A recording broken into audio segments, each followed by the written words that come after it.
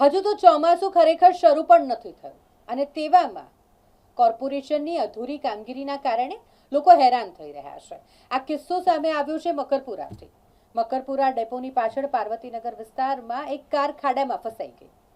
સામેથી આવતી કારને જગ્યા આપવા જતા કાર ચાલકે પોતાની કાર સાઈડ પર લીધી અને આ દરમિયાન ખાડો ખોદવામાં આવ્યો હતો, જે કોર્પોરેશન દ્વારા તેમાં કાર ખાબકી ગઈ.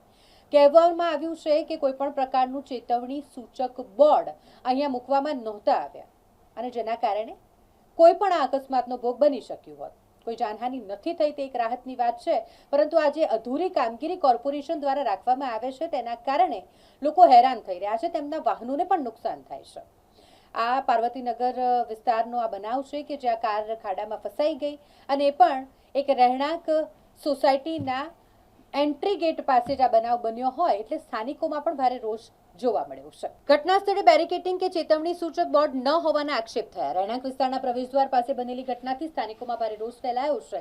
ચોમાસાની શરૂઆતમાં જ અધૂરી કામગીરી સામે સ્થાનિકોએ વડોદરા શહેર મ્યુનિસિપલ કમિશનર પાસે તાત્કાલિક કાર્યવાહી કરવા અને સુરક્ષાના પગલાં ભરવા માંગ કરી છે.